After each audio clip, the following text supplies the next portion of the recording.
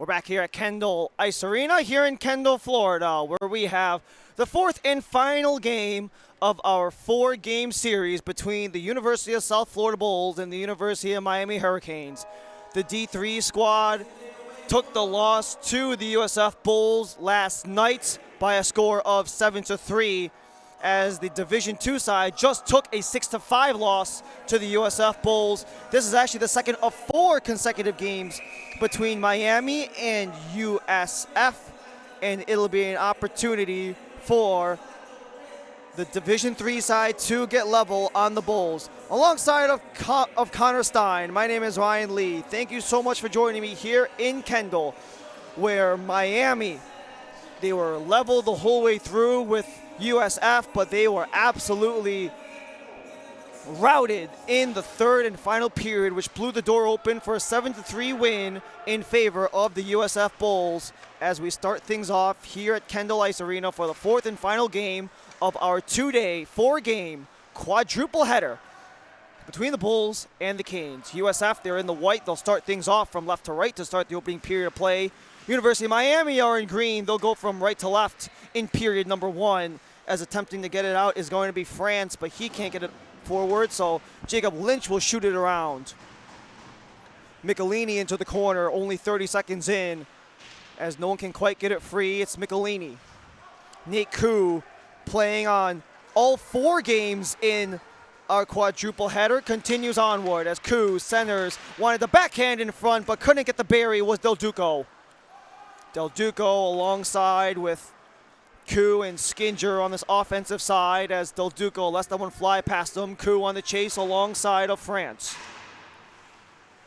Michelini keeps it in play, but not for long as it's cut off by Nico France. And it comes around for Connor Nickram.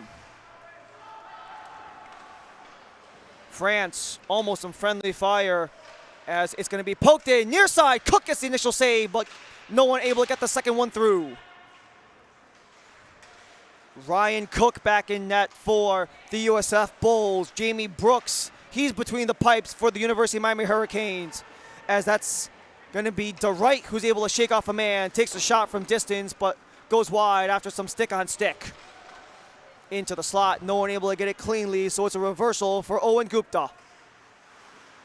Gupta took a shoulder from DIII, as that will draw a whistle. Only about a minute 48 into this game. And despite the short turnaround for these two sides, they stick with their respective netminders. Relatively similar lineup to yesterday, but that doesn't mean that the games can pan out the same way. Yeah, no, something I want to see more out of this Miami Hurricanes D3 roster is cleaning things up in their defensive end. We saw a lot yesterday, the amount of turnovers in their defensive end. It'll be interesting to see how that, as a turnover happens right in front of the net. Brooks with a save. Second one goes. Follow-up chance. Kicked away by Brooks. Follow-up is denied again. Kyle Fink with the last opportunity as Miami can't clear. Block can't keep it in, so it's held around by Asher Berman, who takes a collision on the back wall. DIII spun around in front. Brooks with a save.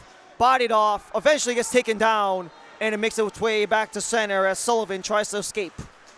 Sullivan on a delayed penalty makes its way towards the bench, as it will be possession on Miami for the first power play of the game, going to the Bulls. Yeah, I think I almost spoke that one into existence as we saw a live defensive turnover in the Hurricane zone. It could have been a terrible start to this one. So the signal is a hit to the head, and it will be a 2-minute sit down for Miles Hartong. And it'll be the first opportunity for USF, who were 1 for 3 last night. The draw splits the D and makes its way back towards center ice. Some heavy forecheck there as Nate Koo gives it a swing. Second chance, can't go. Poking along the boards, no one able to get it loose, so it goes for Keller. He takes a shot. It's kicked away by Brooks. Back at the point, goes for Jackson Keller. He goes back and forth with his man, Nickram, as it makes its way into the corner. Only one available is Sullivan. Sullivan from distance. Got the deflection wide. Nick Rem maintains possession. Keller again. Tries to shake past his target, Skinger, but it gets delivered towards net. Partial block by Michelini as he tries to bank it around and out of play. Yeah, this is a very important kill here early for the Hurricanes. Michelini does a great job kicking that one out, but unfortunately it goes slightly out of play, falls off the netting. But so far, a solid penalty kill for the Canes. Just got to clear this one out and hopefully dump it down the ice. 68 to go on the man advantage as Hartung maintains his seat in the penalty box. Long distance try on net after Sullivan on the release. Second chance is absorbed by Jamie Brooks. Yeah, a nice opportunity right there in front of the net for the Bulls. That was Kyle Fink. You know, we heard his name a lot last night calling this one. One of those difference makers on this USF D3 roster. Kyle Fink, a pair of goals last night, tries to go for 3 on the weekend as that's sputtered out towards center ice by Louis Del Duco. Final 45 to go on the man advantage for USF. Del Duco in front as it was swatted down by Gupta to disrupt things, but it's taken back away by Colby Mang. Turnover for Gupta, he's all alone. Owen Gupta, shorthanded, scores! Owen Gupta, the turnover, the goal, shorthanded, 1-0 Miami. Gupta getting himself on the board here early. Exactly what those Hurricanes needed. A shorthanded penalty. Power play goal. As we see here, the Bulls kind of recollect and Gupta just kind of maneuvers. I actually had a similar goal just like this in high school. It's very hard sometimes for those defensemen to try to get around the forwards. Sometimes they just don't really expect it. And we saw it in that case there. Owen Gupta, his first goal of the season and his second in College Hockey South, gets the 1-goal advantage as it's a sprint for Michelini, who will win the foot race. Yeah, we talked to Gupta last night in an interview. He was very high spirits. This is his second game of the season, he told me, so I mean, still getting in the groove of things, but already has a goal on the year. I mean, good for him to kind of contribute to this team, as that's what's I've been preaching about the C3 roster. The more contribution you get from others, the better the outcome will be for this roster. Now, there's still 15 seconds on the man advantage for USF as Gupta gets the first goal shorthanded. Playing in game number 41 of his College Hockey South career, the junior in his third season with these University of Miami Hurricanes. Watches his team win the face-off as it's poked back towards center ice. Coming back is Brandon Stein with Michael Nas. Eventually makes its way towards the boards for John Joyce. Fox finds Joyce as Joyce gets it free and we're back to even strength. A chance down the lane for Remy Kagan. Drops it behind for Brandon Stein. Turnover by the Bulls. Foot race into the corner. Goes for Sharaburyak. The corner is found by Dylan O'Connor, and he's all alone. Remy Kagan on disruption, but still not free. Fox able to bump his man as Kagan and Fox try to wiggle it away from Colby Mang, who's just pinning it along the boards. Now it's a chance to get loose for Fink as he hits the window. Just sent towards net and swatted down by Miami. Follow-up try goes wide. A lot of usage of the perimeter so far by both teams, kind of trying to use that as a springboard for the next play, as it was a quick little mishap there from Fox. And that had to be let free by Sharaburyak because he was offside, as Sharaburyak, right before he goes to the bench, leaves it behind. Sharaburyak still cannot get off the ice as Michelini just circles back. And finally, Miami can get some fresh legs out. Michelini takes a stumble, but still has possession as we're just inside of the first 6 minutes of play. Couldn't get it out. Taken away. Jacob Lynch wants the point for Jackson Keller. Keller from the blue line goes off the leg of Brooks. Across the attempted for Lynch. couldn't get it through, and it's now an opportunity for the University of Miami Hurricanes. It is Chris Michelini alongside block. Michelini tries to go, but he sends it wide. And a crash into the boards. There's a barrage of bodies there, and it will be a stoppage in play after the glass goes off again. We had this in the last game, and then it goes back-to-back games where the repair crew has to come in on the glass. I guess the good news is whoever does maintenance at Kendall Ice Arena, they're going to have their work cut out for them in the middle of the week. Right now, there's not as much effort as there was in the first go-around of the glass popping out, but are they just going to...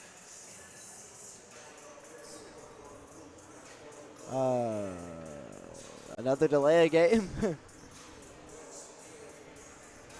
This is just a rare occurrence. You never see this at all, like, ever.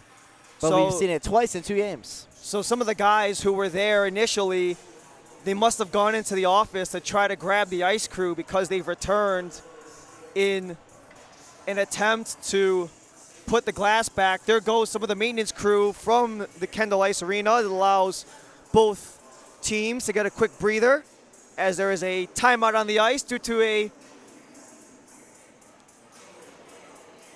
maintenance issue on the rink is how we'll word it, as it's back-to-back games. I've seen it happen at this rink before.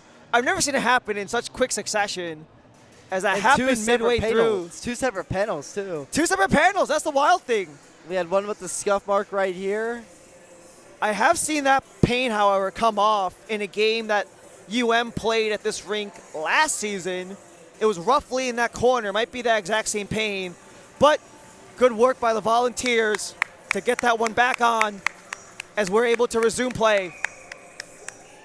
A lot quicker this time than last time, though. I remember last time we thought we were going to be gone for 10 minutes. Maybe because the crew, they had the recent experience, so the process is very fresh in their heads. No ladders needed this time as they were able to get it done swiftly.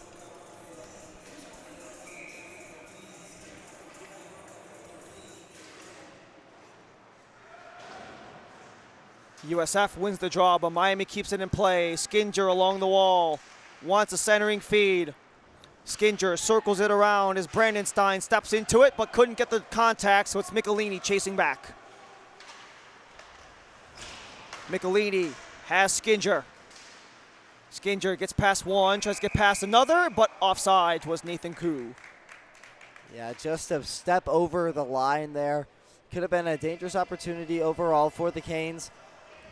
That Skinger, Koo, and Del Duco line is bound to get something going eventually. It's just going to take a little bit more gelling and playing together.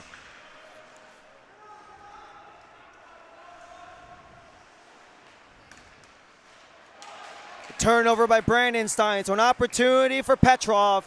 Tried to walk in, but couldn't get past the man coming back. It was Brandon Stein. Michelini weaves past and slips it behind him for Skinger. Skinger's got Brandon Stein up top, wanted to feed it across. Potential deflection, but couldn't get it to go, so it's Del Duco. Louis Del Duco has it, makes its way behind for Skinger. Skinger wanted to return for Koo, but couldn't do so. And now it's a chance for the Bulls to carry forward. Nate Koo on the near side just sends that one deep so Miami can make a wholesale change.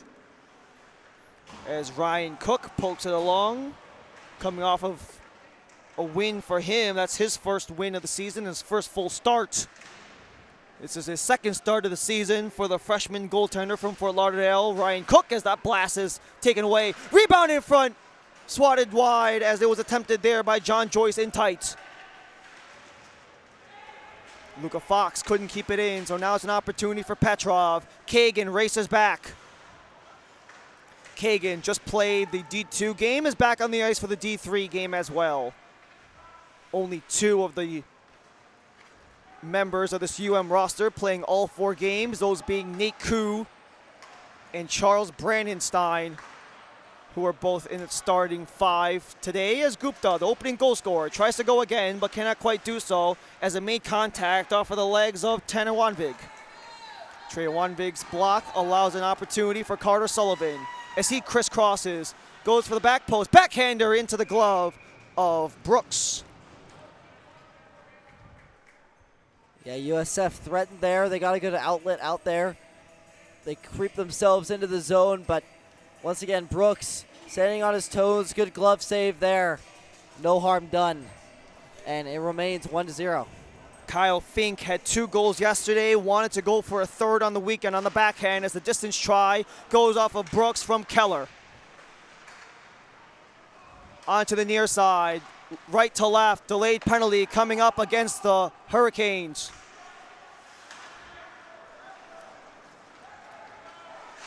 Sullivan scores! On the delayed penalty, Carter Sullivan gets that one through, and that is points in all 5 games for Carter Sullivan.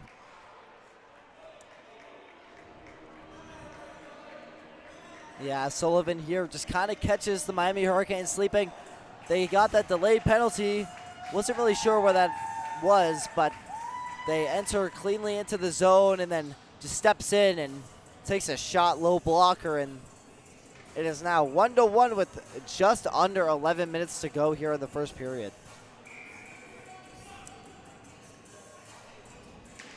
So that's Owen Gupta, followed up by Carter Sullivan. We're back to level at 1 aside.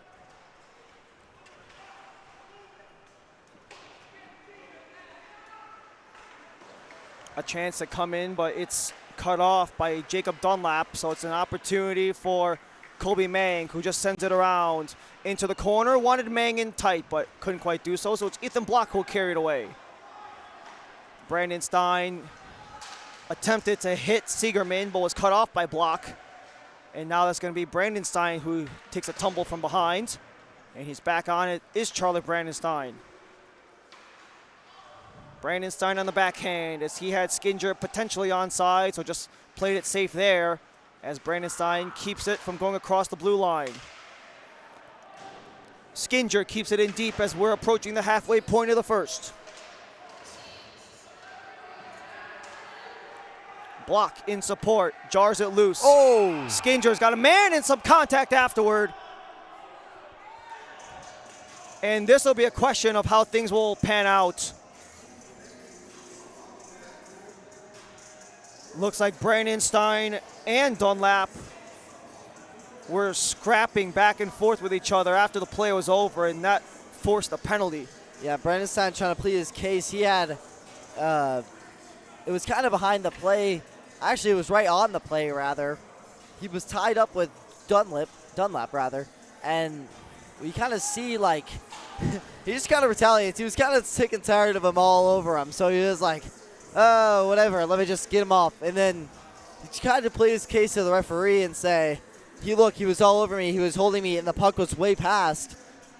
And he actually got it going because it looks like this is going to be 4-on-4. Brennan Stein, another one of those 4-game players that we mentioned earlier, so he's been through a lot. He's probably frustrated, and an ice bowl being wrapped around him definitely didn't help. So it's Dunlap and Brandon Stein.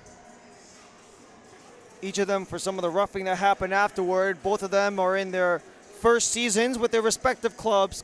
Jacob Dunlap, sophomore in his first season, and Brandon Stein, a freshman. Huge body into the corner. They're trying to get themselves back up. Got to be careful here in the corner. It's actually underneath the USF player. They haven't whistled it down yet as they continue to let play go. They eventually get it free, and it makes its way towards center, but the only one back is Chris Michelini. Hartung across for Remy Kagan. Kagan playing a back-to-back. Let's see how much juice he still has in those legs. As Kagan steps into the play, Brooks with the corral, and he'll hold on with 1:17 on the 4-on-4, 9:13 in the first. Once again, pretty evenly matched teams like we saw last game. I mean, the only difference between these two were a very, very, very solid third period between for the Bulls last game that really separated these two. But other than that third period last game, I mean, they've been pretty neck and neck, and it's showing in this one. Kagan circles it around for Hartung, who eventually gets it out. Del Duca wanted to swipe it towards Michelini, but couldn't do so. That one got deflected by Del Duca, so it sputters right for Hartung, who takes a whack but makes his way in. Hartung couldn't get a pass as it makes its way towards the corner as Michelini tries to step up. 50 seconds left of 4-on-4 before we're back to 5-on-5. Took a touch off of the stick of Fink, so that prevents. At least I thought that prevented icing. It looked like Fink got contact before after the red line, but officials might have seen that one go right before. Yeah, we had this kind of icing issue in the last D2 game as well.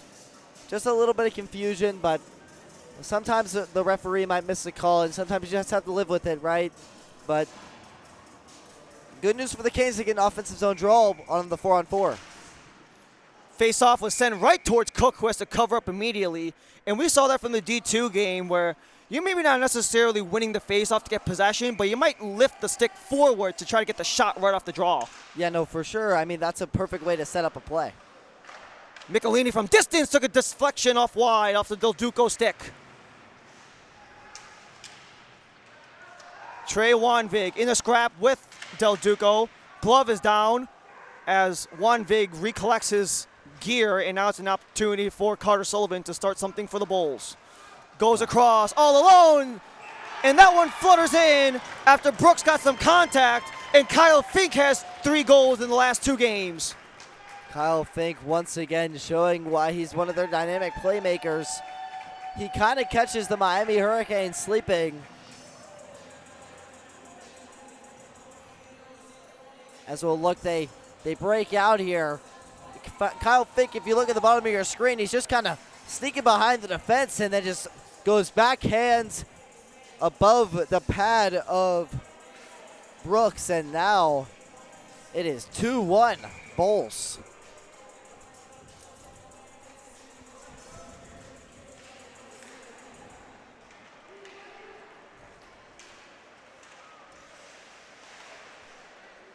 Cook with the initial stop there as Kagan tries to collect the rebound. He works his way into the corner as he's fighting along with France. Up top, wind up, Gupta couldn't get that one on frame. Swing and a miss there from Fox as he tries to fight for it back. Hartung can't get it as it's poked along by Dunlap. Huge hit there by Hartung to jar it loose, and he does. Gupta takes a bump, not before it's sent up ice. Retreating back is Colby Mang. Miami gets some fresh legs as it's an opportunity for Nick Rem. Nick Rem turns it back. Gupta cuts it off. Onto the boards for Rocket. Rocket wanted Brandon Stein, but they were not on the same page. As Michelini wanted to step in for the interception, but could not do so. France around, Fox out. And Del Duca lays it back.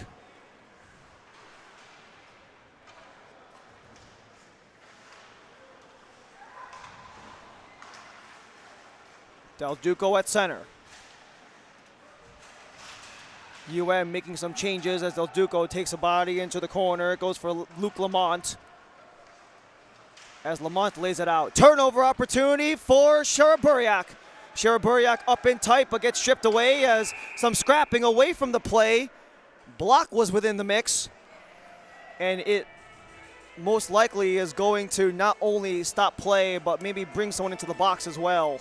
Yeah, Luke Lamont is going to go to the box for interference. I mean, right in front of the net, if you guys saw on the feed, you kind of see right by that circle, you see he just kind of just goes for block, right?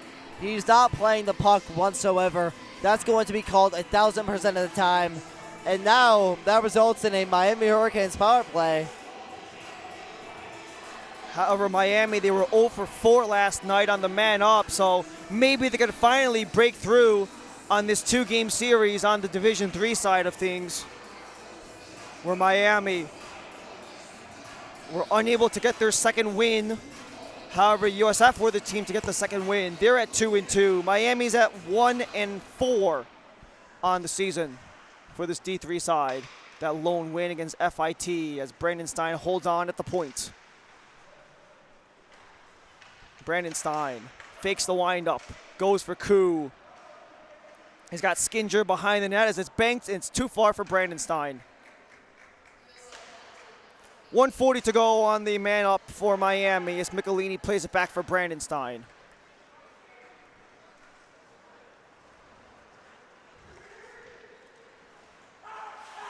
Brandon Stein's got Nate Koo. He sends it towards net, and Cook will cover.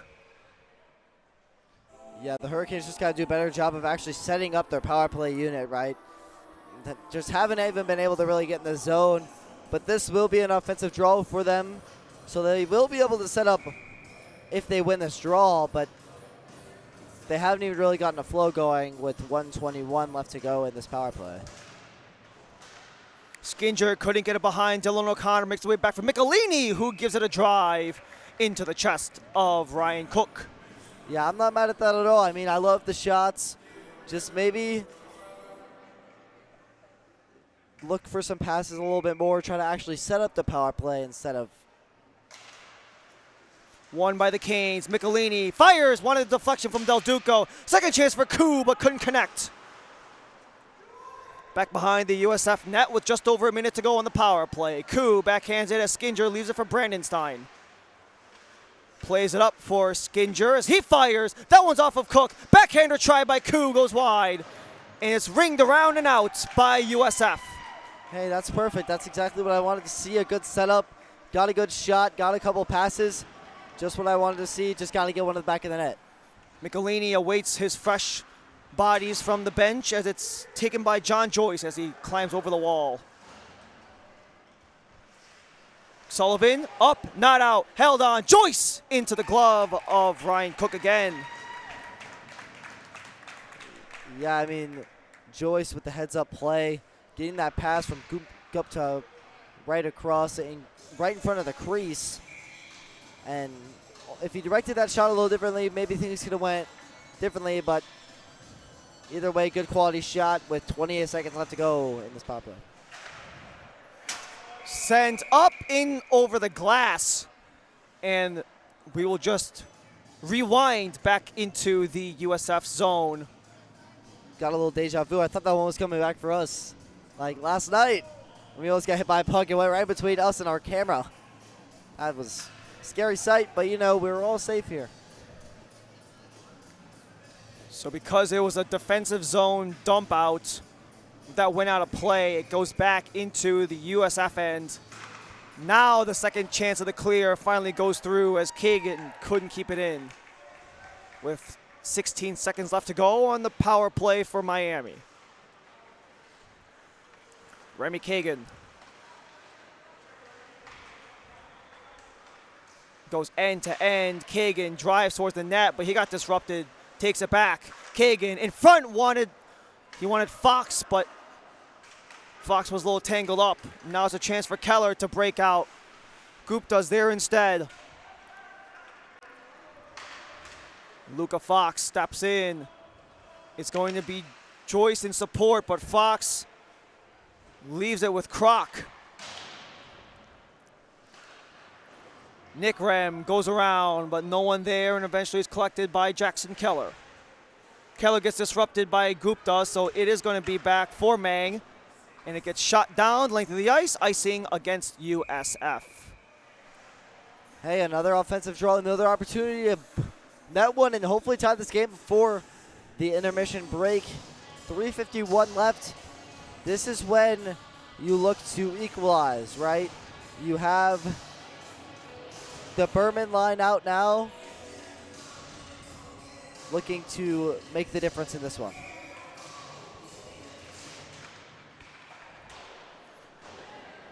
Attempt at net goes wide as Brandon Stein steps up. Anzaldi has to come back as there was a USF player ready to chomp at the bit there.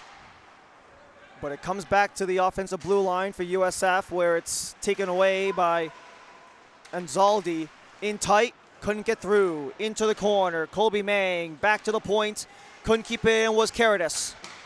Koo banks it for Sharaburyak, and it will be just shy of an icing. Now an opportunity for potential 2-on-1 as Kroc comes in. But Kroc gets cut off by Berman, so nothing else can transpire there as the puck flutters back to center. With 3 minutes to go in the first period of play, Brooks will leave it so it can be played upward for Sharaburyak.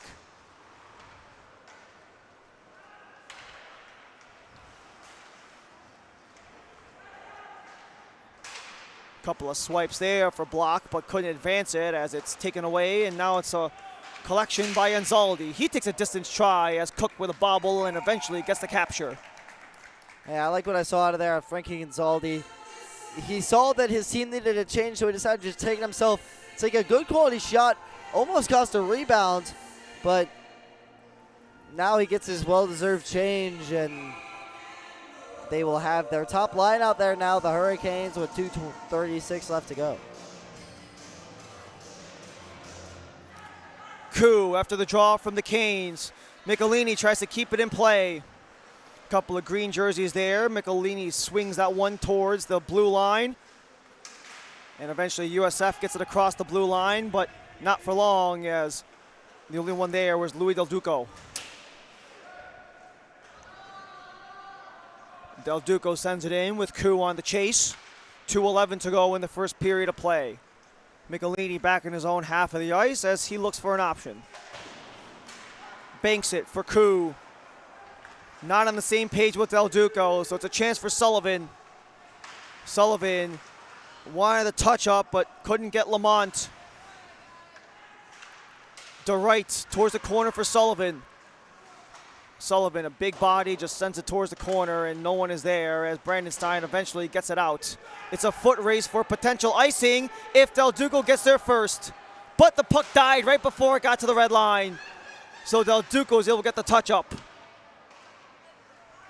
Some fresh legs for Miami as it's kept in by Joyce.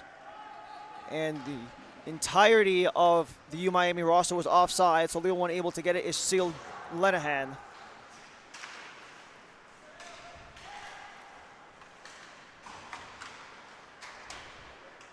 Touched on by Joyce, no offsides as Joyce tries to drive in front. Backhander goes, it's loose! And Cook just sits on it to prevent anything further. And as Gupta tries to escape, a couple of shoves back and forth. That one somehow never got through Cook. I literally saw that one right in the white of the net there. I don't know. It looked in the back of the net to me, but I think they blew it dead before the puck was in the back of the net. Either way, dangerous opportunity. That's exactly what you want to see out of this group. Final minute of the first period. Face-off won by the Bulls, but it's into the corner where Owen Gupta attempts to collect. Gupta cannot keep it, however, so it's just going to be played back for Miles Hartong, who sends it in deep. Jackson Keller bounces it off, so it's going to be Kagan and Hartong. Kagan will tightrope his skating inward as he tries to center. Keller on it again as it makes its way around the end. Kagan able to keep it inside of the offensive zone, and a delayed penalty coming up for a rough.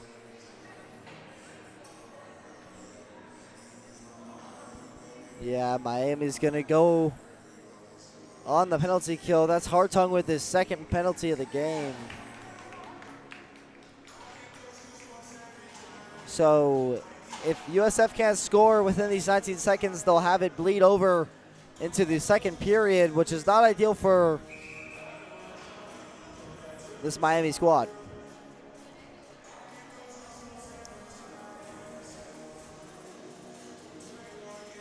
USF did not convert on their first try. They'll get a second bite at the apple as that is going to be a face-off win for Miami, but couldn't get the clearance.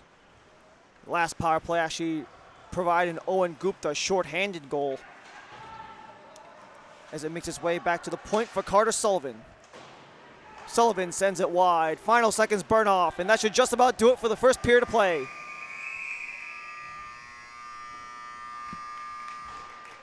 So Owen Gupta opened things up shorthanded before Sullivan and Fink were able to get two in quick succession to provide a 2-goal lead for the Bulls. Yeah, if you're Miami, just trying to eliminate those offensive zone chances for the Bulls. Eliminating players like Kyle Fink, that big goal scorer that's caused absolute haywire for this team. Containing players like that, and then also causing opportunities in your own ends can result in a better outcome for this game, but we will see how it turns out in the second. 20 minutes gone, 40 minutes remain as we are awaiting the start of the second period of play. We'll have more from the University of Miami Hockey Network when we return.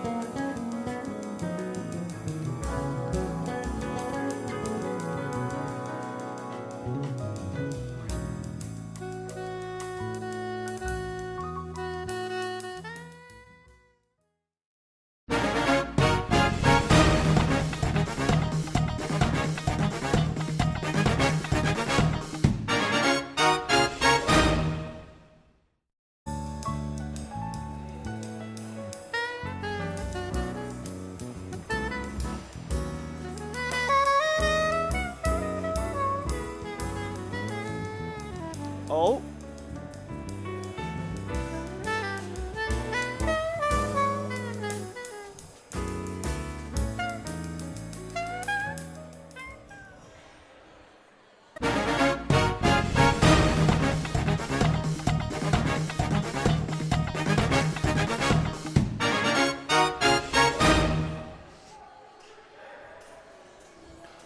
We return here at Kendall Ice Arena for the second period between the University of Miami Hurricanes and the University of South Florida Bulls, where after getting the opening goal in the first period shorthanded, Owen Gupta got things started. However, the party would not last for long as USF would eventually get 2 goals back-to-back, which is how we are in a 2-goal lead for USF after 1 period of play. With Connor Stein, I'm Ryan Lee. Thank you so much for joining us again for the second frame of 20 here in Kendall. Miami are in the green. They'll go from left to right in the second period. With USF in the white, they'll go from right to left to start period number 2. As we start things off with a minute 35 of carryover power play time, as Miles Hartung has to sit in the box. So USF will start off on the man advantage. Carter Sullivan goes across for Keller. Keller poked away by Skinger, and that allows things to reset at center. Sullivan couldn't get past Michelini, but he's back on in the corner. In front, and it's saved by Brooks. And he gets the loose change as it couldn't get through for a potential 2-goal lead for USF. Yeah, good heads-up play here by Brooks. USF doing a great job cycling on their power play. They come into the zone and just kind of maneuver, and then right in front in the crease, Brooks makes a glove save, and this one remains a 1-goal lead. That was Carter Sullivan with a dangerous opportunity.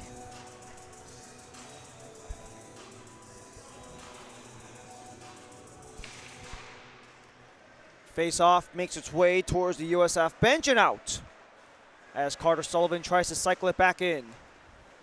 Sullivan drops it off. He's got Croc with him, but it's back for Sullivan behind the net of Brooks. Turned over as Michelini tries to get it loose, but it pops up in the air after Nickram with the poke. Final 45 to go on the man advantage for USF as Carter tries to get it behind Michelini, who will fire it around and out. Keller replays it towards center. John Kroc cycles around and has his man, Kobe Mang. Sends it towards net. It's kicked away easily by Brooks. Jacob Dunlap wants to go in front. Nick Rem couldn't get a clean feed. And it's a chance to poke loose for Brandon Stein as it goes across. Couldn't hit Nick Rem again. Near side for Nick Rem before it goes up top for Kroc. And it comes back towards center ice off the block by a chasing John Joyce. We're back to even strength as we are back to 5-on-5. Stretch pass. Owen Gupta's on a breakaway again. Gupta to level the game. Scores!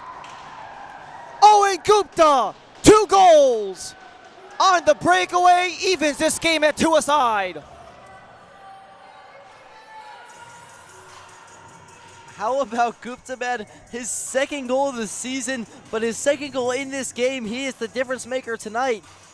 Now we see the stretch pass just gets out of the box and he sprints down the ice and just buries it once again. Gets the USF goaltender to commit. Cook fell down and all Gupta had to do was just put it in the back of the net. Gupta was actually the substitution after Hartung went into the bench. Gupta was out on the ice, so he was by himself. But now USF want to respond, and a quick shot goes into the chest of Jamie Brooks. And he might have got a little whack at the very end there, was Lamont. But nonetheless, we are still tied up at 2 with 17:53 in the second. That's one of those stretch passes that I feel like they've been trying to connect the entire game. But finally, when he's all by himself, Gupta finally connects a Kane-to-Kane connection.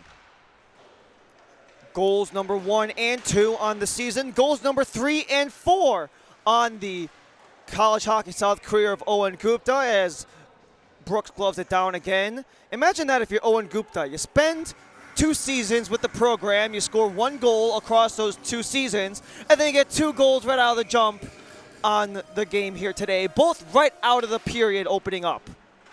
Yeah, no, it's got to feel great for him.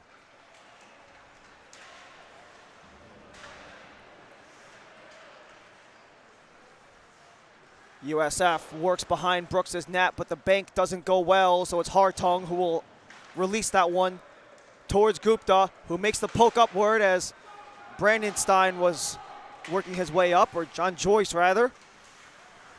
But a pivot there by Lenahan as he tries to shake off Joyce.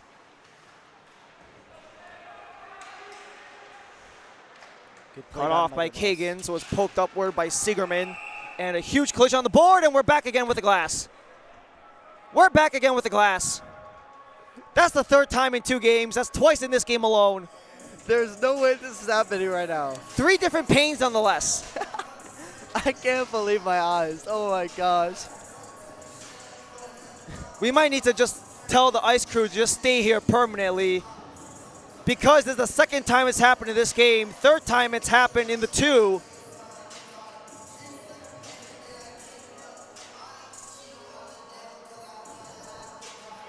This is just like madness. I just can't believe this. This is like one of those things for people that don't usually watch hockey on this broadcast. I promise you, when you turn on another hockey game, this will not happen. No. I'm telling you. Absolutely not. As I'm not sure, the gentleman in the black, though, the black crew neck, has been the MVP for this ice crew tonight. He's done three different glasses, or pallets of glass, I guess you could say. And don't forget, in the first period of the D2 game earlier, they had to stop the game because the Zamboni door wasn't fully locked in. This pane of glass is now locked in. That's 3 different panes all coming off across 2 games. And then you have the Zamboni door in the first period of the D2 game as well. I gotta say, though, they are being really efficient with how they're putting the glass back on. I remember the first time, I mentioned this literally in the first period. I was like, oh man, they've got so much more efficient they've got even more efficient. I mean, at this point, like, they should be getting paid overtime for this, but whatever. You know, we're fine. I guess the practice from the first 2 times made the third one just come in very now it's swift just like and easily. Slick. It's just, you're just there. They had some practice in the last 2 hours, to say the least. But the faceoff makes its way towards the USF end, where Miami have an offensive zone draw in a 2-2 game, 3 minutes into the second period. Attempting to jar it loose is Berman, and he can't do so, but on the chase is Evan Block. Tipped up and cut down, as it's a quick fumble there by Anzaldi, and no one can quite claim possession. Nas steps up to shoot that one into the offensive end.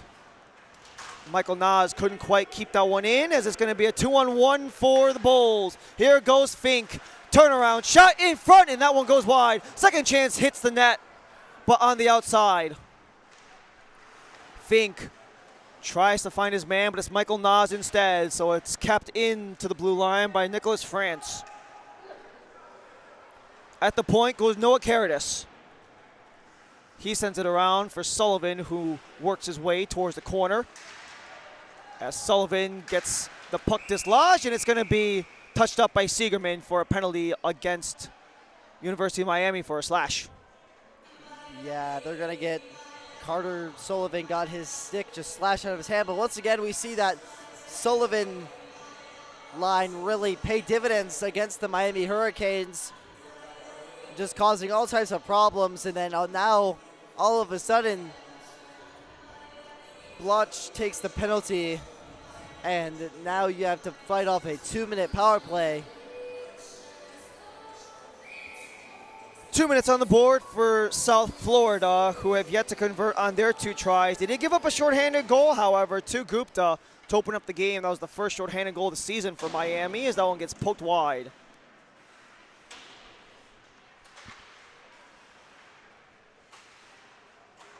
Seven power play goals against for Miami. Third most power play goals against in College Hockey South Division III. That one goes off the pipe and out.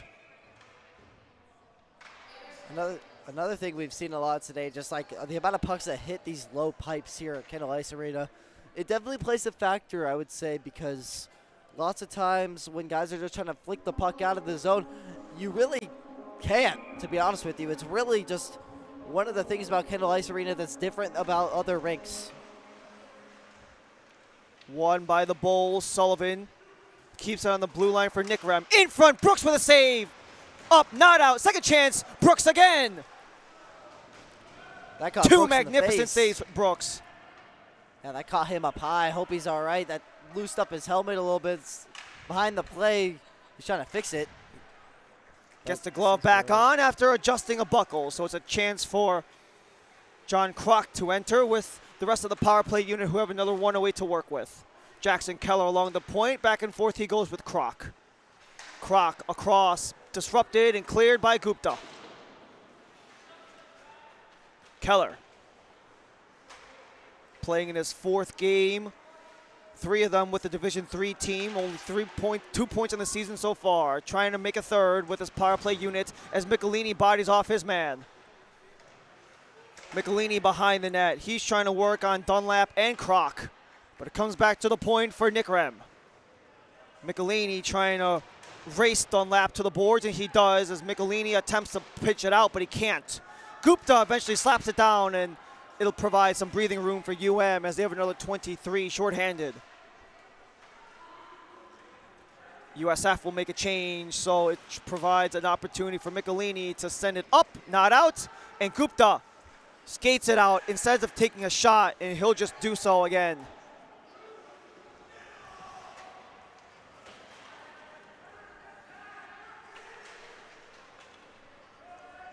One last clearing attempt. Cook will settle and cover.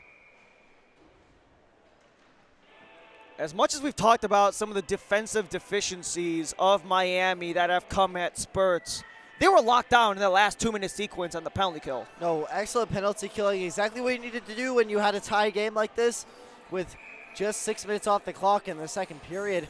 I think they played that perfectly, cleared the pucks when they needed to, and it worked out for them. Face off back in the Bulls' end of things as they try to wrap it around, but it's kept in by Hartung. Hartung couldn't keep it in as he was not on the same page with Luca Fox, so it will be USF back on it with Sale Lenahan. Lenahan up for Lamont. He tries to cut through as he worked his way outside as he hits the outside of the post.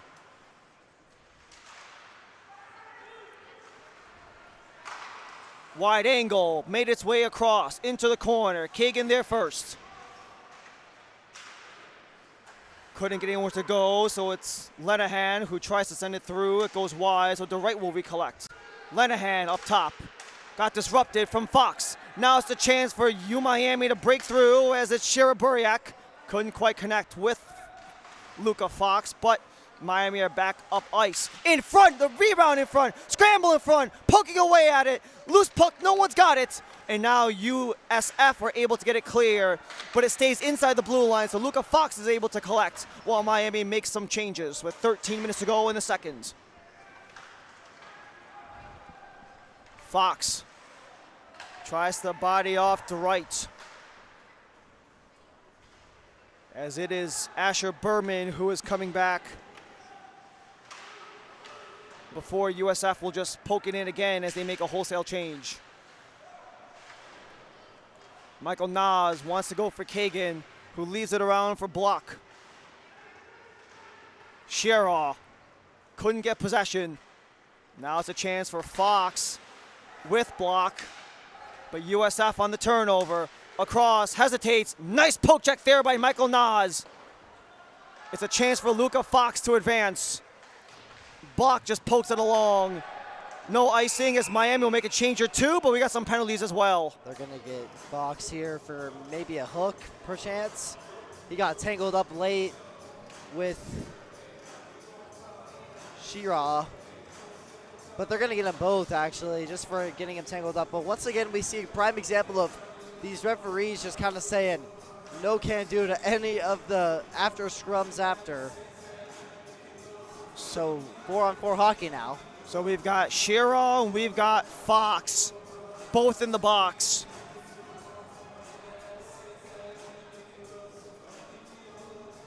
And we should be skating 4-on-4 as both coaches have sent only 4 guys out on the ice, so that is what it will be for 2 minutes. With 12:04 to go, we've got 2 minutes of 4-on-4. Skinger's got Koo, Nas, and Brandenstein. Won by Skinger, but it splits between Nas and Brandenstein. Michael Nas was on this team last year with Division III, who made it all the way a season ago as Koo got tangled up, and now it's an opportunity for Carter Sullivan to skate it up. Sullivan couldn't get past Nas, so Koo tries to backhand it away. Nas, the only one behind Brooks's net. Rings it around for Koo. As Skinger takes a stumble, and this will be a USF penalty, and it'll provide a 4-on-3 for Miami. Yeah, we kind of see there Skinger kind of just lost his footing, and we saw the stick kind of go under, and now an opportunity for the Canes. Kyle Fink gets 2 for a trip. So this will be a minute 26 of a 4-on-3 power play before it becomes 34 seconds of a 5-on-4 power play. So no matter what happens, Miami's going to be on the power play. It's just a matter of 4-on-3 versus 5-on-4, but USF gets the initial possession and the clear. Yeah, it'll be interesting to see how they set up their power penalty kill formation. Seems like they're just doing the 3 across here. Yeah, Keller with Sullivan and Wanvig. But entering are the Canes. Michelini up top with Brandenstein. Wanted to pitch it across for Skinger. Skinger couldn't get it through as it's sent down by the Bulls. 50 seconds of 4-on-3. 122 of power play. Turnover for Carter Sullivan. He's got to beat Michelini. Sullivan with Michelini, they take some contact as Brooks pushes it aside for Chris Michelini. That's captain on captain there as Michelini walks in, fires, kicked away by Cook. Skinger Wanted to go for a man. It's a scramble on the crease in front, but no one can get it through. Michelini on possession again. Miami makes a change. Michelini, he's getting eyed by Wanvig. Back to the point for Brandon Stein. Michelini again. Back for Brandon Stein. Brandon Stein awaits as he's got Lynch just waving his stick around, trying to block the lane. And it goes for Skinger. Back for Brandon Stein. Brandon Stein. We're back to 5-on-4, and it's a breakaway. All alone, Landon DeWright waits, holds, scores. Yeah, that A was shorthanded goal coming out of the box. Landon DeWright gives USF the lead. That was very similar to the Gupta goal by the Miami Hurricanes, but just once again, as the penalty expires, we see USF make that stretch pass in front and then one-on-one. And that was DeWright, Landon DeWright, the St. Cloud, Florida native, burying that one. And USF takes the lead 3-2, but it'll still be a Miami Hurricanes power play with 24 seconds to go. Landon DeWright, he got an assist last night, scored a goal in the first 2 games, hasn't scored since until today, as he gives USF the 3-2 advantage shorthanded as we're still on the power play for Miami with another 17 seconds to go.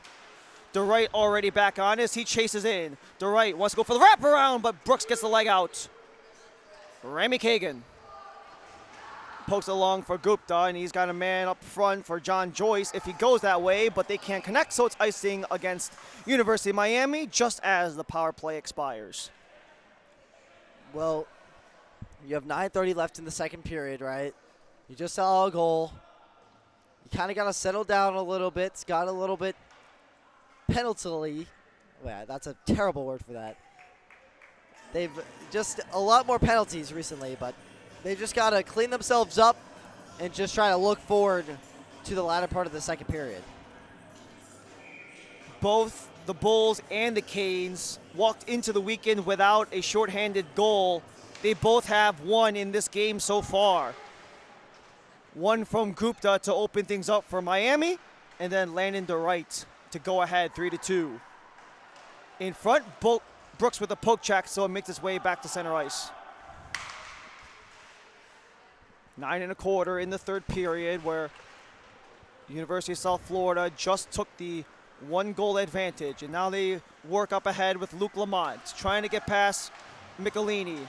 Flub there, so it allows Luca Fox to attempt to break out for Gupta, but he's off target.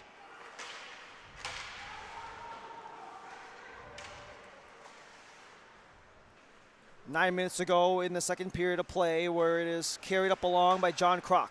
Wanted to feed it to center for Connor Nickrem, but they cannot connect. Now it's an opportunity for Siegerman as he's got Joyce up in front. Joyce takes a body. Siegerman with contact. Delayed penalty coming up against University of Miami. And Siegerman just goes straight into the box. He already knows that was him. Yeah, he kind of shrugged his shoulders a little bit there. He's just like, ugh, man, why? Why does this have to happen? But nevertheless, Miami will have to go back on the penalty kill with 8:30 left to go in the second period. Just not the way you want to spell it out if you're Tom Izzo's squad. But I think right now you see the USF players kind of huddling. They're kind of trying to dice out where they want to be at. They'll probably distribute. We'll figure out soon if that play works out for them. But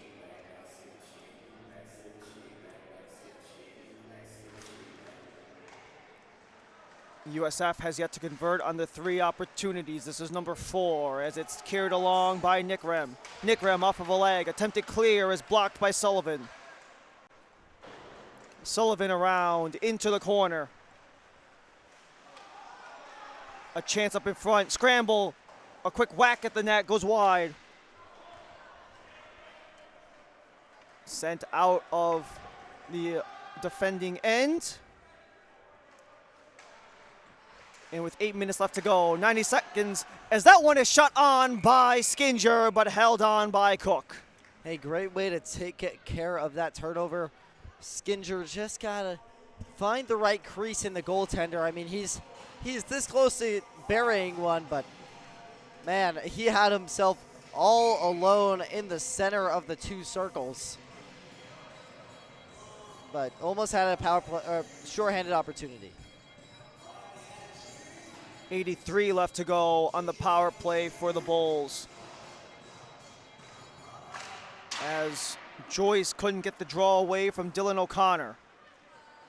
O'Connor takes it back and starts pressing on the gas. A nice little shift from behind by John Joyce, and he'll send it down. It's a nice poke check there. Luke Lamont. He's got a man with him. It's Colby Mang. Mang along the boards. Took a collision with the official.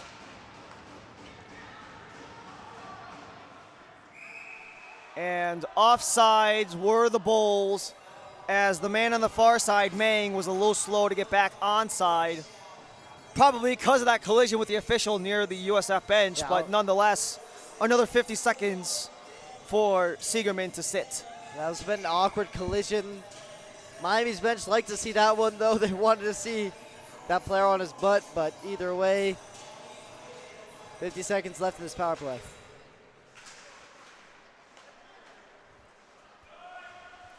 USF re-enter the zone. They've got 45 more seconds to work with. A fake out, but it makes its way back to the point for Landon DeWright as he plays catch back and forth with Fink. Up top, off the blocker, punched out by Brooks. Second chance, DeWright takes a wind up, and it's sent out by Miami.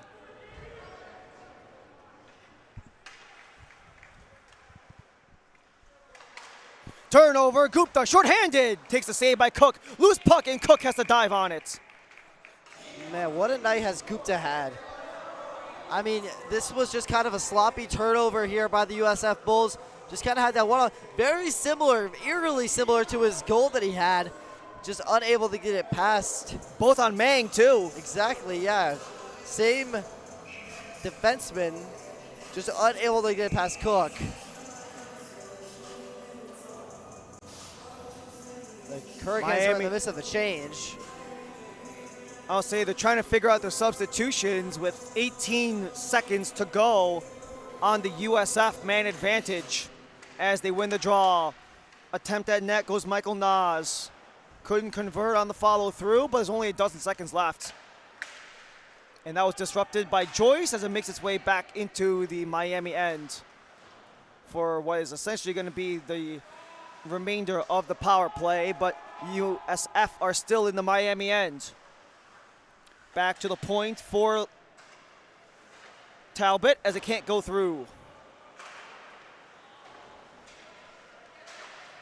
Side of the slot there as Petrov tried to get it through but could not do so. So is Nas who will poke it up.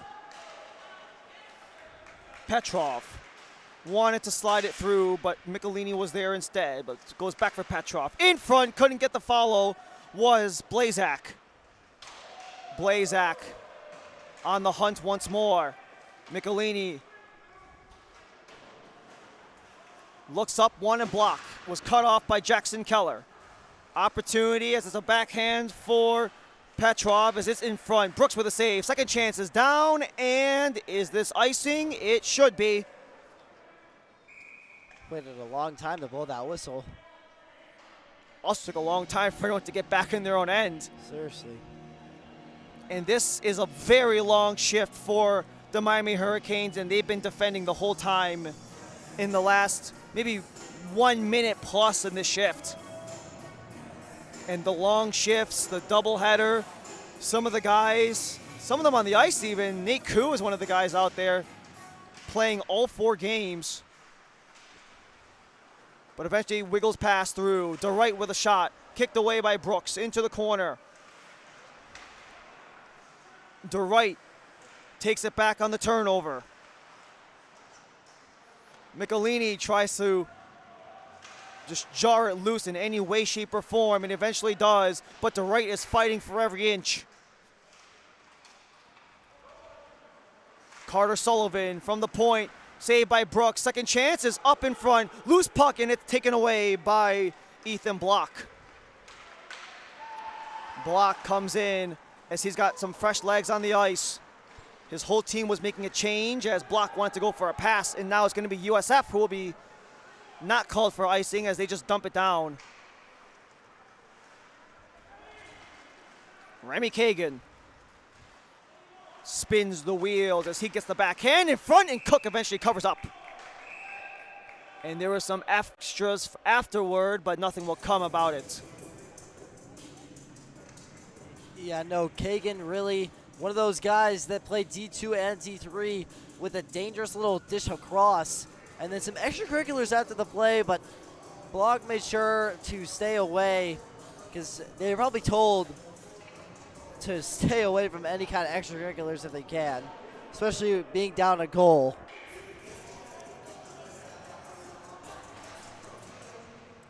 Face-off makes its way into the corner where it is held on by Del Duco. In front, couldn't get the tip was Koo, but he's got possession again. Koo back up top, trying to go for Hartung. Hartung and Koo amongst the many, fighting along the boards, makes its way back for Remy Kagan, his own end.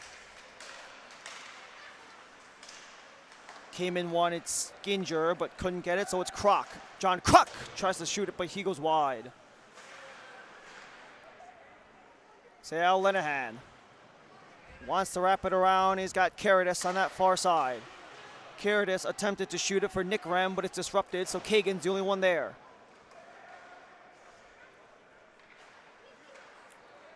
Kagan on the return from Koo. And elevates as Koo is able to glove it down. Koo couldn't corral, however, with 3.5 to go in the second period as it just schemes past Nick Rem and just barely has enough juice for icing, but it is enough.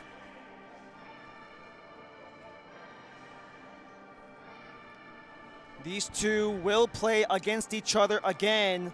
However, it will be in Tampa at USF. So despite having a 4-game weekend between the Bulls and the Canes, this will continue on in the beginning of November, where the D3 squad will travel to Tampa to take on these very USF Bulls for their second weekend of head-to-head battle. And that's an obvious shipping call against Owen Gupta, as he kind of got the blade of the stick stuck in the little notch on the bottom. It's kind of rare to see that one, but it's one of those things you can't really evade, as you can't even try to look not guilty when there's a blade stuck in the middle of the under bridge of the skate. So now USF will head on the power play. That was Gupta, the only goal scorer for tonight for the Hurricanes. Back to the point, a tangle up again, and this might be a 5-on-3 for the Canes. And they'll have to take that as it's already back-to-back penalties. Yeah, another tangle up. Joyce just kind of stick around, just trying to, they're going to call hooking on that, but just trying to get the puck out of the skates of, I believe, a USF Bull, and they will now have to survive a 5-on-3 for 1 minute and 50 seconds. So it's essentially a 1 minute 50-second 5-on-3 before it becomes 10 seconds of 5-on-4. They haven't posted on the board yet, which is what they're trying to do. And there is going to be a 1 minute and 6-second differential between the penalty clock and the game clock. We've had some of the issues with the scoreboard here before, which is the cause for the delay. And there it goes. John Joyce in for 2 for hooking right after Owen Gupta got in for tripping. Keller, wide angle, absorbed by Brooks. Brooks gotta just play his game here. Not getting helped out with these shorthanded opportunities, but he's just gotta stay on his toes. Kagan couldn't get the draw through as it goes for Jackson Keller. Keller across, Michelini with a stick, and sends it down. Great stick there by Michelini, making sure no harm was done. If I'm Kagan here, I'm just trying to get this puck low and then to retreat because you're on a 5-on-3. Three defensemen for Tom Mamello on this 5-on-3. You got Brandon Stein, Michelini, and Kagan. Kagan races back as Carter Sullivan makes his way up. Leaves it behind as Brooks just lets that one squeeze between the pads on the release by Connor Nickrem. Yeah, that was close. That almost went 5-hole on him, but it got the inner pad right in between the blocker and the knee brace almost. Nate Koo on the draw, gets that one into the corner, but it's USF on it once more as it's attempted by John Kroc at the point with Jackson Keller. Nickrem. Keller disrupted on the stick by Koo, and it makes its way back to center. 56 to go on the 5-on-3. In tight, Brooks with a save, and the rebound is not available. Michelini got jug out of his socks there, but Brooks was able to cover him by making another great save with, they have about 49 seconds left in this 5-on-3. So far killing it well, just gotta get another one of those clears that Kagan had. Miami just trying to survive for another minute before they're back to 5-on-5. Across it goes for Lamont, and Brooks is there with the stop. Lamont into the corner. Another 5-on-3 for 40 seconds. Wanted to hit his man in the slot. That was Mang, but it goes all the way down. It's Koo with Brandon Stein and Michelini. The right tries to go for it, but he got blocked off by Jamie Brooks. Behind the net for Lamont. Another 20 seconds on the 5-on-3. Lamont across for DIII. DIII on the release, saved by Brooks. Second chances, in front, bobble around, gloved up in the air, settled down, shoots off the outside of the net. Back to the point for DIII. Across it goes, we're back to 5-on-4. For another couple of seconds, DIII loses it. Oh, and Gupta, he might have a chance all alone. Gupta, double teamed, takes the contact, and it's loose, and we're back to 5-on-5. Kind of surprised they didn't call some kind of interference or something like that. Dylan O'Connor couldn't get it in. It's sent down. Not enough for icing because it took a touch. But there's 50 seconds to go on the second period of play. USF have a 1-goal lead. Slips and slides. It's Brandon Stein. He sends it on net, and it's gobbled up by Ryan Cook.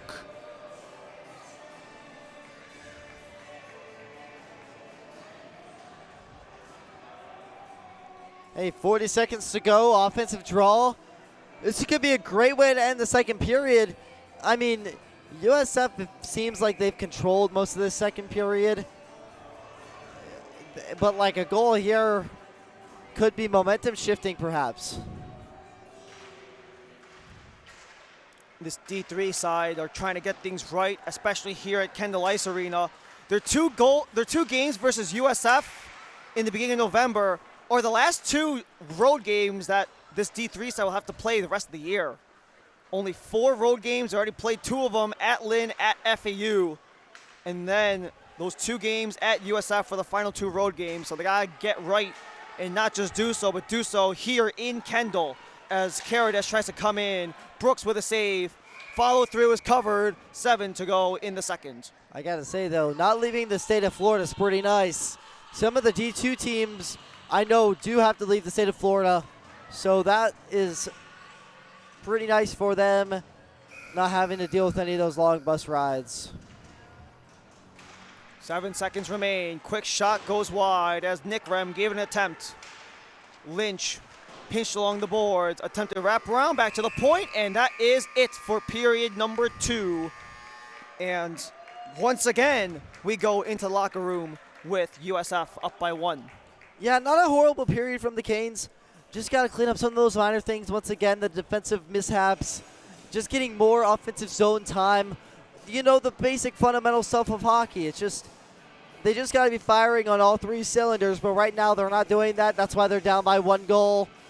But they got to come into the third period firing.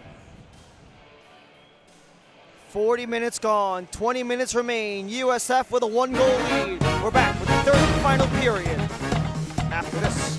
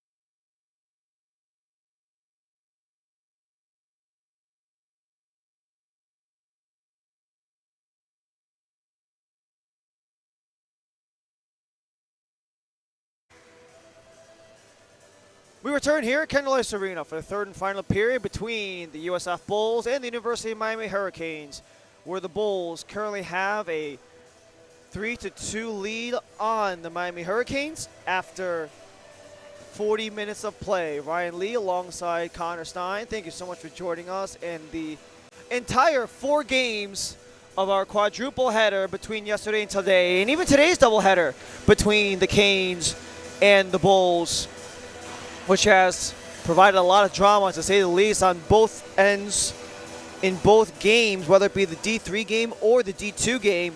Lots of drama ahead, and with 20 minutes to go in a 1-goal game, the drama could most likely only continue from here. Yeah, for sure. This has been a really good series between these two teams, but we know this third period is the crucial deciding period. We saw in the last game this D3 squad of USF kind of ran away with it. It was very close after the second period, kind of similar to this one, except they were tied in the last game, and this one they're down by 1, but still, it'll be really interesting to see what kind of tone each team sets going into this final frame. And you also have the extra element of, at least we saw in that D2 game, you can make the argument that the D2 squad got goalied a little bit because of the introduction of Connor Sheridan between the first and second, and Ryan Cook has come up with some big saves and big moments as well. Yeah, absolutely. This kid he's been on his toes the entire night, absolutely show-stopping, just like his counterpart in D2. But, I mean, having a good goaltender is the difference maker in a game. That's how you make it deep in the playoffs. That's how you make it to the playoffs. That's how you win championships. USF want to break above 500 with their third win today in 5 games. University of Miami, they just want to inch closer to 500 with their second win of the season, as Brooks has to make his first stop of the game, as USF will have the offensive zone draw only a dozen seconds deep. It's a 3-2 game. Owen Gupta started things off in the first period, shorthanded, where eventually it was back-to-back goals with Sullivan and Fink, and then Gupta got a breakaway again to make it 2-2, not before Landon DeWright got a shorthanded goal himself, which is how we got to this 3-2 scoreline, as Miami are struggling to get it out of their own end. As it just goes back and forth, no one quite able to claim it, but Skinger eventually gets it for Del Duca. Del Duco gets it out. Sends it across where he's got a man, Kobe Mang. Mang sends it towards net. Brooks will leave it and let the play stay alive. In front, and that one hits a body before it comes through, but it comes back for France. He sends the shot wide where it's held on for O'Connor. Off the backboards where it's Dunlap. And it's cleared by Miami, but is it enough for icing? Doesn't really matter anyways, because it took a touch and then Cook plays it around, so both teams will get some fresh legs out. with Nate Koo on the forecheck. Remy Kagan tried to disrupt Sullivan, and Sullivan's got a full head of steam. He takes a bump with Hartung as it makes its way around. Fink, already a goal today, 2 yesterday, as he backhands it, trying to drive the net. Lenahan slides through, flubs on the shot, second chance for DIII. DIII tries to evade past Joyce, and now it's a chance for John Joyce. He's got a 2-on-0 with Gupta. Joyce gets bodied off as Lamont was on the back check. Tremendous back check there. Really saved the goal. Kagan pops up in the air. Sullivan can't corral, so it's Nick Rem. Luca Fox tried to advance it upward for his target, Asher Berman, but they were not together there, so Sullivan gets bodied off. Second chances into the chest of Jamie Brooks. I mean, Miami had that breakout opportunity right there. Just great back checking there by the USF Bulls. Look to see more of that later in this period. Especially when you're down 1 goal, you got to start thinking, when are we going to put one in the back of the net? How long is it going to take? And then you also have to protect your own net as well. Back to the point, follow through, interrupted for Lynch as it's kept on. Follow-up try is taken wide by Nick Rem.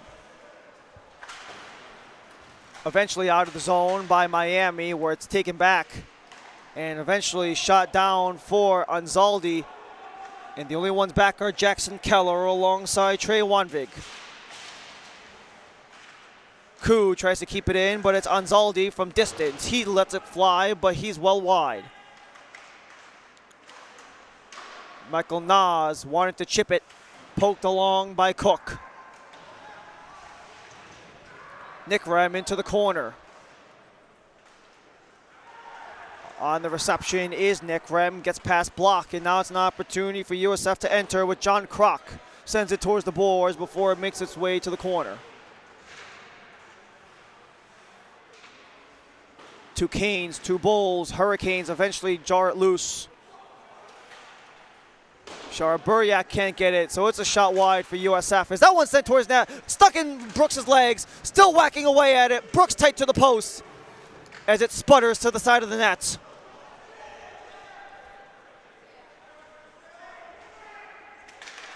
Back to center it goes for John Kroc, who will get the reception after Miami gets some fresh bodies out. And it's Keller to enter. Keller took a huge hit from Skinner. Probably delivered a stinger, if anything. And it's sent down as Brooks lets that one float past him, but it made contact with Brooks, so it's no icing. Skinger. A little bit of a flub there, so Koo attempted the interception, but couldn't get past the strong stick of France. Now it's Nathan Koo at center ice. Koo, he walks in, waits for numbers as he slides it around for Skinger. Skinger around the boards. Talbot lets it free. And it's Michelini back for icing against USF. But also you have a holding penalty in the mix as well. Are they going to get Skinger for that? They are. Yeah, Skinger kind of wrapped around his stick around that USF Bull. It might have been, that was Shira there, and kind of just got the stick around him and couldn't, tried to drop the stick to avoid the penalty, but it got called anyway, and now the Canes down 1 goal, having to kill off another 2-minute power play. Good news for the Canes is they've been so effective already. They have not let a power play goal in after 6 tries, and the reason it's in the neutral area is because, yes, USF got the power play, but they also iced the puck simultaneously, so that's the way it's going to pan out here, as it is going to come back Michelini to bank it off the glass and down for Gupta.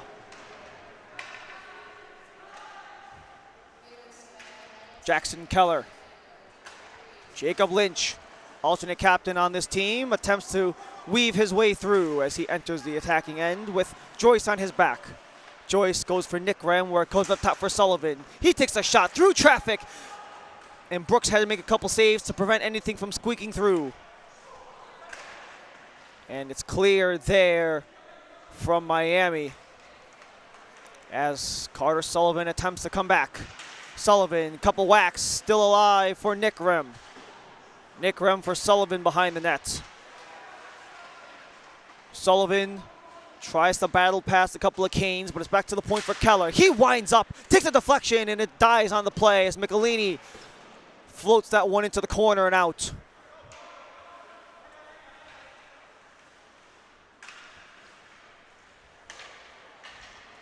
Brandon Stein tries to go for Joyce, and eventually Joyce gets it down.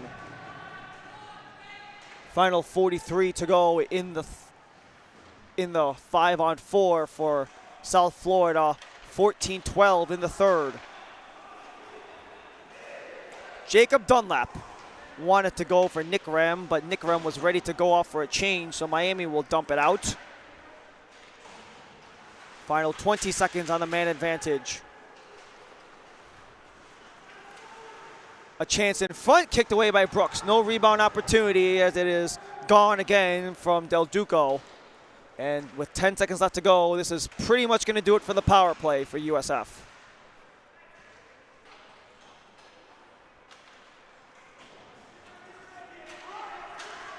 Intercepted at center. Koo could not touch because he was offside, and Icing. I could argue Koo would have been better off touching it for offside instead of letting it go for icing, but nonetheless, it's back in the Miami end. Yeah, a little bit of a slow start for both teams here. Just lots of tired bodies on the ice. You know, you got the guys that played multiple games, of course, but, you know, they played back-to-back games with a little rest, so got to give them some leeway. Kagan elevates once Del Duco. None of them can connect as there's just a barrage at the blue line. Kept in play, not for long, as Berman tried to keep it in. Luke Lamont banks it for Mang. As it comes back to the near side where it's Dylan O'Connor, tries to float it through as it got tipped in front. That was Fink who got the deflection but couldn't get past Brooks, so it gets sent down again as it's held on by Nick France.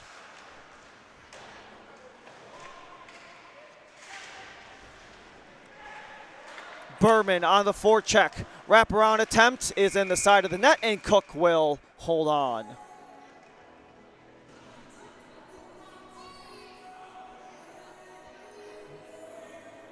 Offensive zone draw here for the Hurricanes. One of these draws could potentially lead to a tying goal perchance, as the Canes try to make a change, but they get waved off from the referee that you were talking about earlier, who just does not want to have to do it with anything. So Siegerman attempts the forecheck, so it makes its way around for France. Nick Rem pokes it out, and it's a foot race, but the only one there back is Michael Nas. Nas just overskates it, but the support with Asher Berman.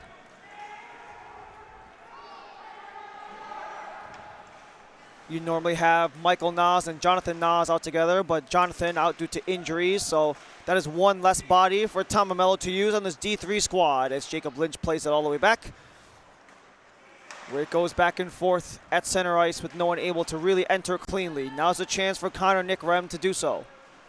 Nick Rem tries to weave past. Back to the point. Lets that one go as it took a deflection, but it was wide. Blazak at the side of the net, can't get it through, but he's whacks again in the corner.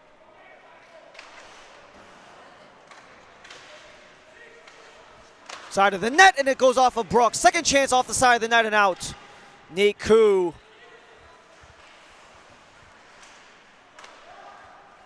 Leaves it behind. Koo was not on the same page with his man, but doesn't matter because Anzaldi is there for the cover-up. Del Duco fires it in deep where Koo was able to collect. Back for Skinger. Skinger on the backhand goes wide, but Koo is able to collect the potential rebound for an opportunity, and it's still inside the blue line. Scrap at the blue line. In front of the USF bench, a whole pile of bodies there. No one able to move in, eventually gets loose after it goes into the USF end. Miami will make a couple changes, and now it's a chance for DIII to come loose, but it does not, as Joyce takes the stick bobble up in the air. DIII swats it down. Joyce for Gupta. Gupta returns for Joyce. Bouncing in the slot, but it's only USF as it's Caritas. Caritas holds, takes a shot off of Michelini to the back of the net. In front, Sullivan with a shot, and it's into the glove of Jamie Brooks. I think Michelini there just kind of standing up for his goaltender. The USF captain there kind of came in, but on this replay we see USF kind of just keeping that good offensive presence that they'd always had, that good shot in front by the captain. And Carter Sullivan still chatting it up even after that shot that he had, as they will have a, I believe now there's a penalty, yeah. They just called a penalty on the ice against USF. That's going to be on Kyle Fink, their terrific goal scorer. A little bit of those extracurriculars afterwards, but it does provide Miami an opportunity. However, Skinger was a little quick on the draw, so they'll have to send a new man to the dot, and it'll be Koo in his place. This is a big power play here. Do or die, I would say. Face-off, won by the Bulls and down. Brandon Stein just takes a heavy collision into the boards. Brandon Stein is getting cooked the entire time. It's literally right in front of us. It's Brandon Stein, and a holding call is coming up with DIII, who was all over Brandon Stein. They could have got DIII there for either a hook or a hold, and they decided to get him for a hold. So now, I mean, a 5-on-3 opportunity here for the Miami Hurricanes. They'll have about a minute 40 of 5-on-3 hockey, and then we will see what happens from there. But big way to capitalize right here. DIII into the box for some holding on that little scrap with Brandon Stein along the far wall. In front, attempted to go for a Skinger, but it was disrupted by Nick Rem. Into the corner, it's a scrap, no one able to get it free with Del Duco and Skinger amongst the many there. Koo in front of the net, and it's covered up by Cook, and that will halt things with another minute 20 of 5-on-3, minute 40 of power play for Miami. But as you were saying earlier, Ryan, this team has faced a lot of power play troubles, right? You said 0-4 or 0-5 now, and as we see here still, as they barely keep it in the zone, they've just been struggling. Feed for Michelini, near side. He waits, he aims, he fires. It goes off of a leg. That was his own man, Del Duco. Up, not out, kept in by Brandon Stein. He settles, he fires. Michelini couldn't get the one-timer. Alexa settles, so it's Brandon Stein and Michelini back and forth. Michelini, near circle, sends it towards net. Cook with a save, and the rebound is still loose. Side of the net, and Cook eventually gets the leg on top of it. Are they going to get a call here? Wait, yeah, I think they're going to get... This is one of those things you don't usually see. That was Jackson Keller. As we see the Canes kind of cycle, Michelini there gets the shot, but if you look closely at the net, right, Keller kind of lands on the puck. I don't even know what that's really called, to be honest with you. It looks like in that scrap, so they call it delay a game. That was the signal. Game. Yeah, delay of game. That's what I thought it was. So it looked like it most likely would have been that he covered his hand with the puck. Yeah, that's what it looked happened. like from the live replay with the call, with the signal coming out right after that replay was sent, so we didn't know the signal initially. But this is going to provide some new wrinkles because there's now 3 guys in the box. It, in essence, extends the power play for Miami. It's just a matter of when the guys come on, how do the extra minutes play a factor in the grand scheme of things. Yes. But we still have a minute 6 in the initial 2 penalties, 46 on the initial power play, 5-on-3, 106 in the initial power play. And then after that, how are those extra minutes going to be dished out? We'll find out as the feed is cut off in the low slot by Lamont and out towards Brandenstein. Yeah, they don't even have 3 penalty slots on the scoreboard, so. 5-on-3, we skate. McElhinney walks in, saved by Cook. No, but your approach definitely doesn't change on this 5-on-3, as it's the same amount of players that you were playing against earlier in the power play, but now you just have an extra man in the box if you're USF and some crucial penalty killers in the box for them. So about 30 seconds left on this 5-on-3. Well, we will see, actually. We'll see how they dish out those minutes, but Joyce on the draw with Michelini beside him. Up top for Brandenstein. Brandenstein fires, is saved by Cook. Sent up and out by USF, and now it's a foot race with Colby Mang. Mang with Brandenstein, couldn't get the shot off as both Brandenstein and Michelini were ready. 8:20 to go. Final 10 seconds on the initial power play. 5-on-3 as it's Joyce in front, wanted Fox. They can't connect. Back to the point for Brandenstein. Now it's a fresh 2 minutes after the 5-on-3, so it's a fresh 5-on-3 for 2 minutes. 15 seconds and another 150 plus on the power play. Brandenstein on the point. He fires. He kicks it wide is Cook. Joyce behind the net. Gupta in front. Wanted the hat trick. Loose puck. Gupta follows through. Michelini can't get the touch out. Gotta watch out. He's got one behind him. It's Kyle Fink out of the box in front and couldn't get the shot off as he sends it wide. Oh, Brandenstein almost got caught without looking, man. He just almost disastrous. So after the initial 5-on-3 gets cleared up, there's an extra 2 minutes of power play time for that delay of game. So that just extends the power play for Miami, but they haven't been able to do much of it as they are 0 for their last 9 in this 2-game series alone. Remy Kagan comes in, walks in tight, attempts the wraparound, follow-up, save made, second chance. Diving block made. But it's back for Hartung. He sends it in tight. Del Duco scores!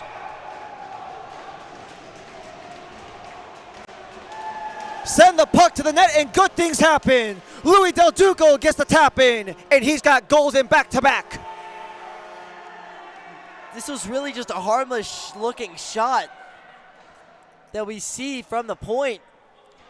Kind of look back and forth they go. Hartung gets it at the point.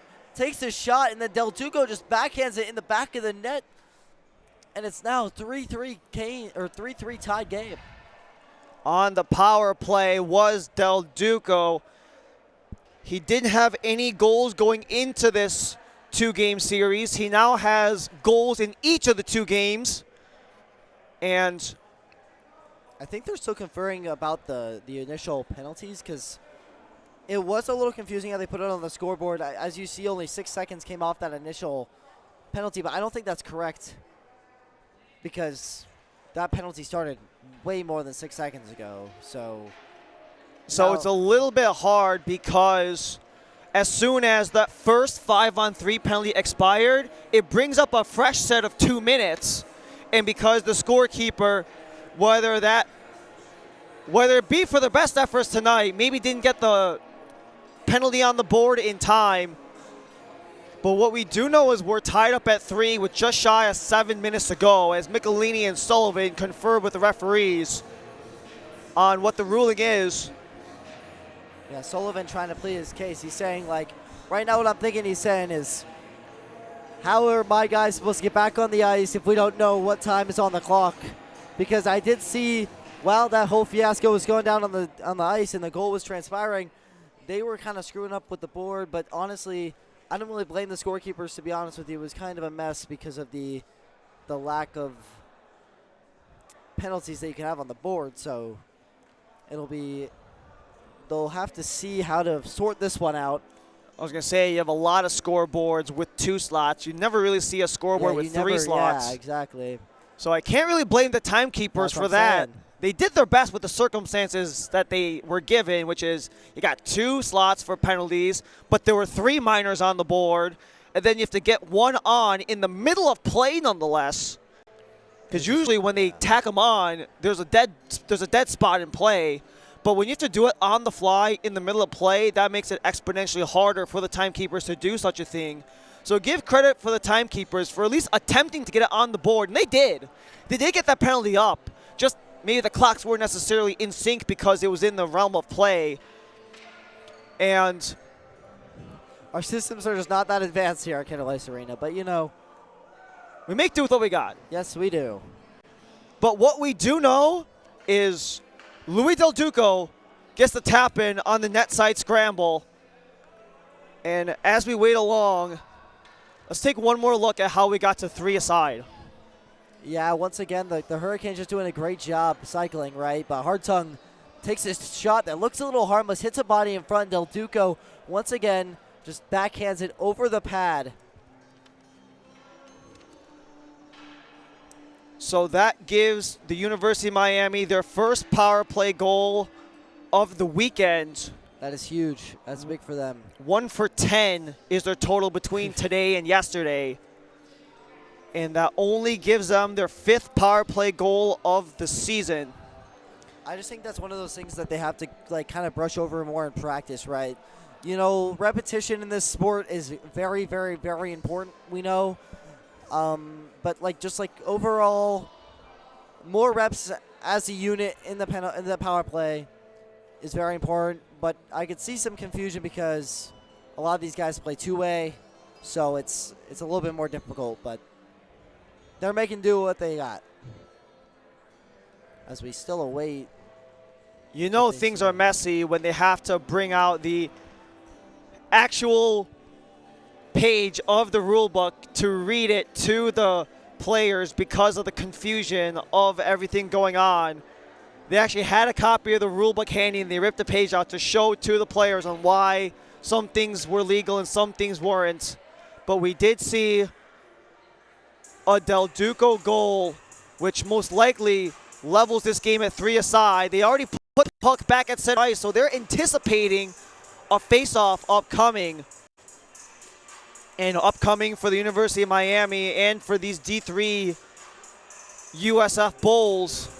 Another doubleheader against these 2 sides back in Tampa to start off the month of November on the 2nd and 3rd. The second of 4 consecutive games between Miami and South Florida. While the D2 side, they come back here versus Tampa twice on the 8th and 9th of November, the same time where Miami will play Florida State's D3 team. So a lot of things upcoming. Another quadruple header for the Canes on that weekend of the 8th and 9th between the D2 and D3 teams of the Florida State Seminoles. And then rivalry matchup. They're still trying to confer and get things clear.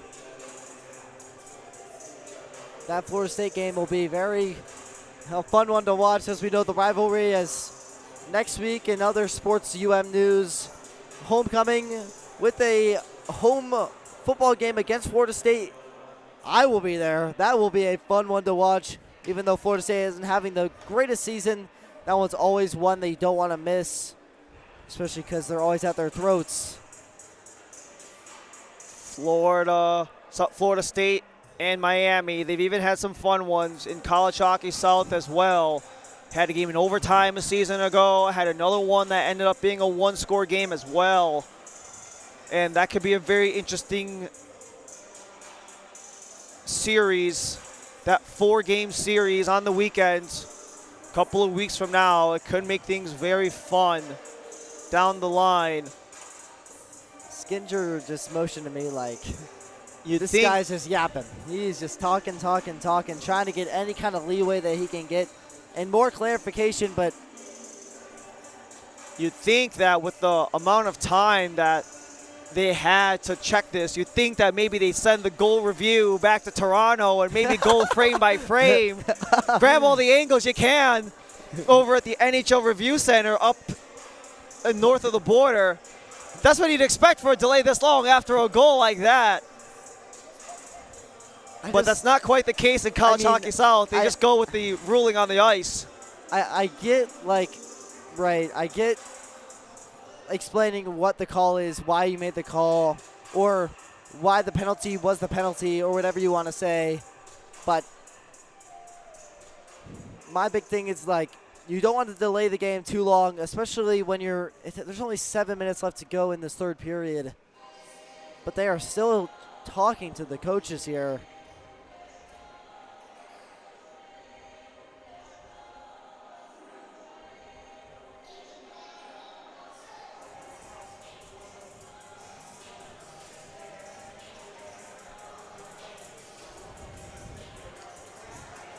Oh, what is... So they have not put up the extra goal on the board for Miami. Now they finally have, after all the discussion has been had.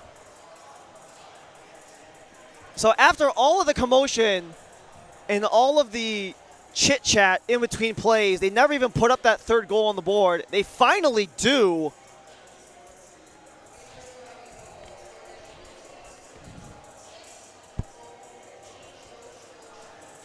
And they did announce